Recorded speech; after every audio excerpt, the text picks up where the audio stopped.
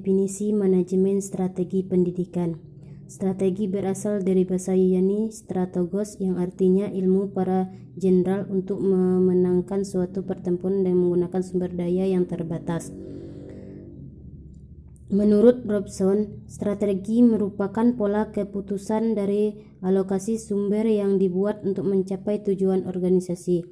Jadi, manajemen strategi adalah seni dan ilmu penyusunan, penerapan, dan pengevaluasian keputusan-keputusan lintas fungsional yang dapat memungkinkan suatu pendidikan mencapai sasarannya. B. Strategi pendidikan nasional dalam menghadapi lingkungan global. Dalam hal ini dikemukakan beberapa rumusan strategi mengenai substansi dan metodologi pendidikan serta beberapa rumusan strategi lainnya mengenai organisasi dan manajemen pendidikan nasional. 1. Strategi umum pendidikan nasional. A. Demokratisasi pendidikan. B. Kelompok-kelompok sasaran khusus. 2. Strategi pokok pembangunan pendidikan nasional. A. Strategi mengatasi dampak krisis ekonomi terhadap pendidikan. B. Strategi perluasan dan pemerataan kesempatan pendidikan. C. Strategi peningkatan mutu dan relevansi pendidikan. D. Strategi pengembangan sistem dan manajemen pendidikan. E. Strategi pemberdayaan kelembagaan pendidikan. 3. Karakter strategi pendidikan. A. Pengutamaan kemampuan dasar. B. Penguasaan kompetensi umum. C. Penyelenggaraan program studi dengan kualifikasi yang dapat dipasarkan. D. Pendidikan yang memiliki kepedulian terhadap teknologi informasi. E. Pendidikan agama, moral, dan budi pekerti. B. Faktor-faktor yang mendukung pengembangan strategi pendidikan. Beberapa isu faktor strategi yang harus dipertimbangkan dalam pengembangan strategi pendidikan adalah 1. Pembenahan struktur. A. Otonomi. B. Strategi pendanaan. C. Sumber daya manusia. 2. Peningkatan kualitas dan relevansi. Berkenaan dengan kualitas dan relevansi, isu-isu strategis yang perlu diperhitungkan dalam pengembangan strategi pendidikan nasional adalah A. Peningkatan dan penjaminan kualitas. B. Keterampilan menulis di kalangan tenaga pengajar. C. Relevansi.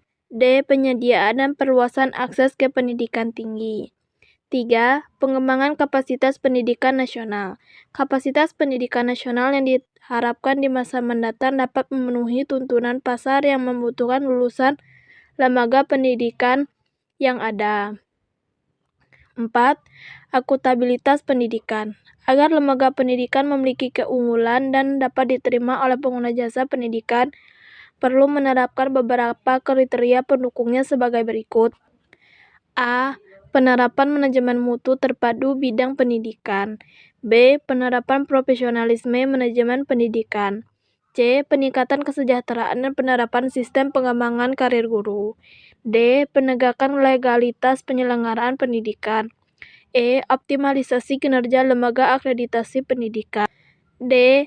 Masalah-masalah yang dihadapi pendidikan nasional. Rendahnya pemerataan kesempatan belajar, disertai banyaknya peserta didik yang putus sekolah, serta banyaknya peserta didik yang tidak melanjutkan sekolahnya ke perguruan tinggi. Besarnya jumlah penduduk yang terbesar luas di seluruh wilayah geografis Indonesia cukup luas. Kemiskinan juga merupakan salah satu kendala yang memiliki hubungan erat dengan masalah-masalah pendidikan. Perkembangan dunia pendidikan sangat dipengaruhi oleh beberapa faktor, baik faktor internal maupun faktor eksternal. E. Membangun sistem informasi pendidikan yang berbudaya di era globalisasi. Dalam upaya meningkatkan mutu sumber daya manusia, mengejar ketinggalan di segala aspek kehidupan dan menyesuaikan dengan perubahan global serta perkembangan ilmu pengetahuan dan teknologi. Langkah-langkah strategi sistem pendidikan antara lain sebagai berikut. 1. Meningkatkan efisiensi dan efektivitas manajemen pendidikan, baik pada tingkat mikro maupun tingkat makro. 2. Menciptakan kelembagaan agar daerah mempunyai peranan dan keterlibatan yang lebih besar dalam penyelenggaraan pendidikan. 3. Mendorong peran serta masyarakat termasuk lembaga sosial kemasyarakatan dan dunia usaha sebagai mitra pemerintah dalam pembangunan dan penyelenggaraan pendidikan. Dalam penerapannya, setiap langkah dan tindakan harus disesuaikan dengan gaya hidup kekinian, baik secara teknis maupun kultural. Sebagaimana kita harus menjunjung tinggi moral etika yang beradab dan selalu menggunakan sistem informasi secara optimal.